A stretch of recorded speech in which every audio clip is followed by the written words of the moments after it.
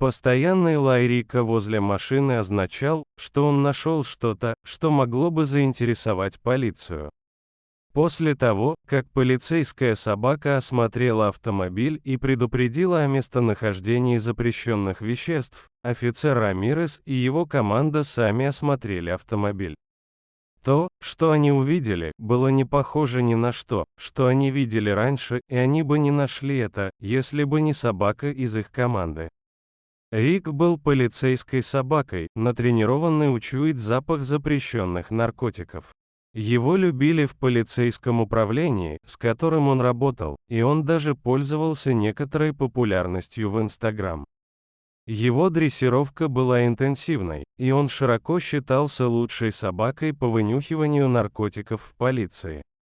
Благодаря своим острым навыкам обнаружения наркотиков Рик был занят и довольно регулярно использовался полицией.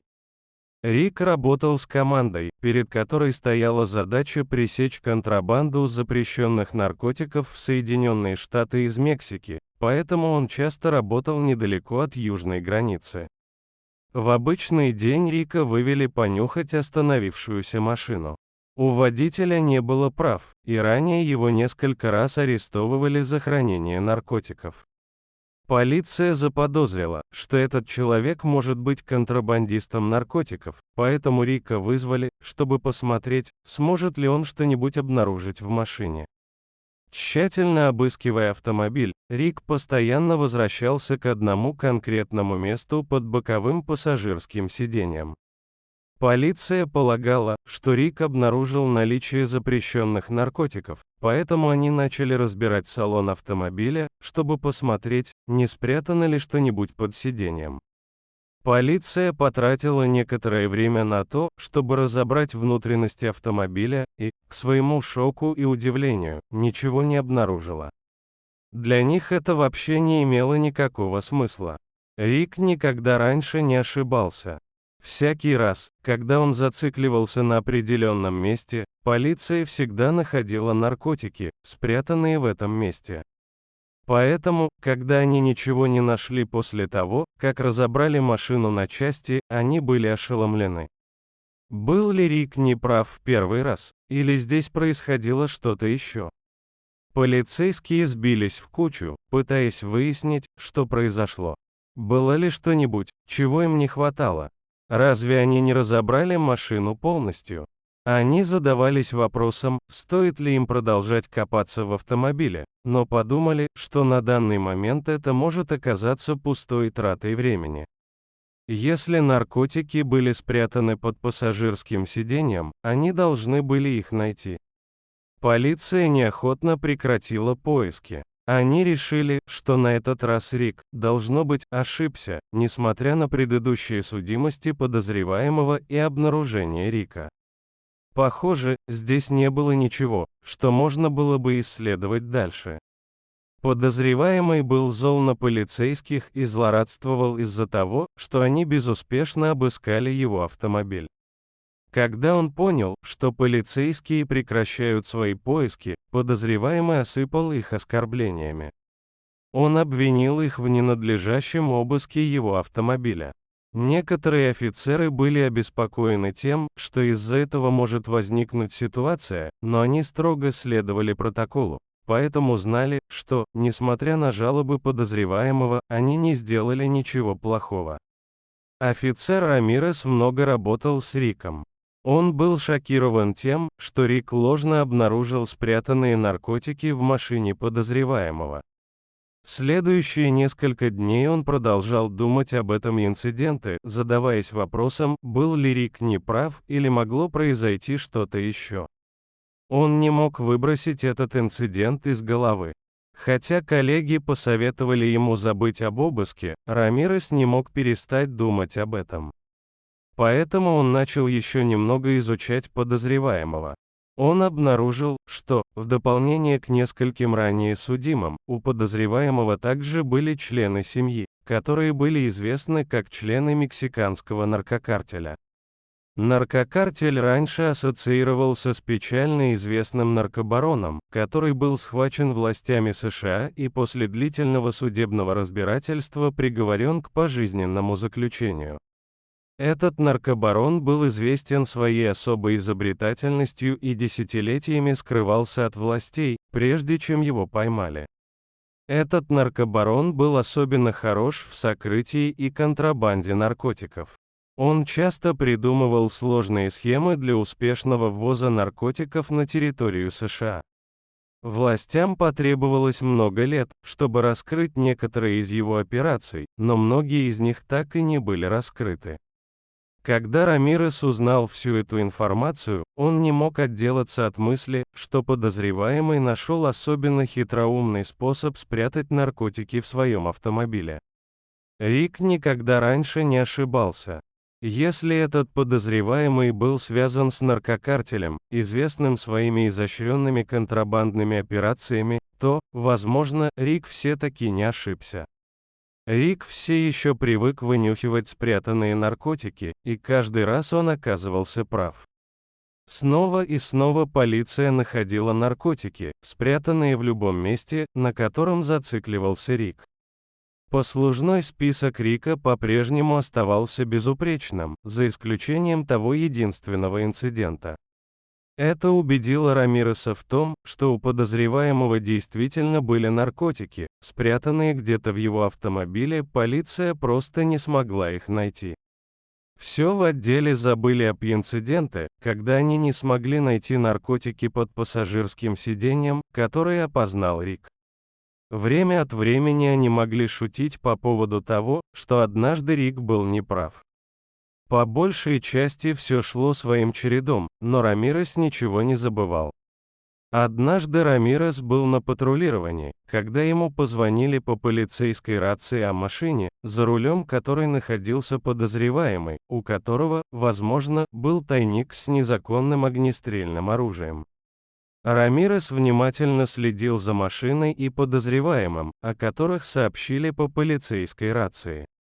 Как раз в тот момент, когда он потерял надежду найти подозреваемого, он увидел машину, описанную по полицейскому радио. Он быстро погнался за подозреваемым. Он включил фары и сирену и остановил подозреваемого в глухом переулке. Рамирес осторожно вышел из своей машины, зная, что подозреваемый может быть вооружен. Когда Рамирес осторожно приблизился к остановившейся машине, он был потрясен увиденным. Это снова был подозреваемый. Подозреваемый и Рамирес не виделись много лет, но они оба сразу узнали друг друга. Рамирес надеялся, что подозреваемый откажется от преступного образа жизни, но, по-видимому, он этого не сделал. Рамирес начал допрашивать подозреваемого. Когда он это сделал, он мог сказать, что подозреваемый был не в духе и, вероятно, находился под воздействием какого-то вещества. Он увидел на самом видном месте огнестрельное оружие, лежащее на заднем сиденье подозреваемого. Подозреваемый не только ничему не научился за время своего пребывания в тюрьме, но и становился все хуже в роли преступника. Рамирес вызвал подкрепление, и пес Рик пришел и обыскал машину. В этот момент Рамиресу показалось, что то, что произойдет, было предсказуемо. Он снова подумал, что Рик зациклится на боковом пассажирском сиденье, и снова они разобьют машину на части, но ничего не найдут.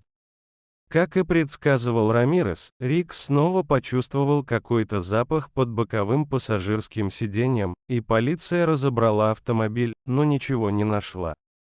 Рамирес ожидал, что все это произойдет, но все равно был разочарован этим. Потом ему в голову пришла идея, которую он не мог поверить, что они не пробовали раньше. Рамирес забрал ключи у подозреваемого и немного проехал на машине вперед. Как только он это сделал, Рик внезапно начал лаять и гнаться за машиной. Полиция никогда раньше не видела, чтобы Рик делал это. Как бы они ни пытались успокоить Рика, он не переставал преследовать машину. Под тем местом, где ранее была припаркована машина, находилась крышка канализационного люка. Полиция задавалась вопросом, что задумал Рамирес, но могла сказать, что у него была идея. Когда Рамирес вышел из машины и посмотрел вниз на крышку канализационного люка, он внезапно все понял. Все это дошло до него в мгновение ока. Рамирес внезапно опустился на землю и заполз под машину подозреваемого. Он начал сильно стучать под боковым пассажирским сиденьем. Коллеги Рамиреса-офицеры были совершенно сбиты с толку. Внезапно они услышали громкий хлопок. Рамирес выполз обратно из-под машины, держась за круглый кусок пола. Рамирес поднял круглую деталь автомобиля. «Я наконец-то выяснил, как этот подозреваемый занимался контрабандой наркотиков», — объявил Рамирес. Остальные офицеры были сбиты с толку. Рамирес подошел к крышке люка и приподнял ее. Он и другие офицеры посмотрели вниз и были ошеломлены тем, что увидели внутри. В подземной канализации находился склад запрещенных наркотиков. Копы были потрясены, когда собрали все это воедино. Подозреваемый парковал свой автомобиль над крышкой канализационного люка, открывал пол автомобиля под боковым пассажирским сиденьем и сбрасывал наркотики в канализацию через отверстие канализационного люка.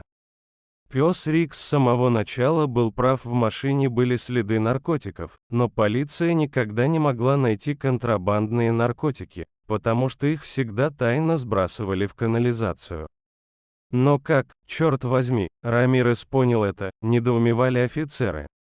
Ключом был брат подозреваемого. Рамирес объяснил, что познакомился с братом подозреваемого, который работал в департаменте канализации. Как только он увидел крышку люка, он понял, что происходит. Брат подозреваемого забирал наркотики после того, как подозреваемый тайно сбрасывал их через люк в канализацию. Рамирес, в конце концов, разгадал всю схему целиком. Подозреваемый был арестован и признался во всем. Он научился ловко переправлять наркотики у своих сообщников по картелю. Вместе со своим братом из отдела канализации он разработал схему сокрытия и контрабанды наркотиков в канализационной системе. Эта операция по контрабанде канализационных стоков продолжалась уже много лет. Все это время инстинкты Рамиреса подсказывали ему, что Рик не ошибался и что в машине были наркотики, и оказалось, что он был прав. Рик никогда не ошибался, как и инстинкты Рамиреса. Благодаря его отказу сдаваться Рамирес во всем разобрался.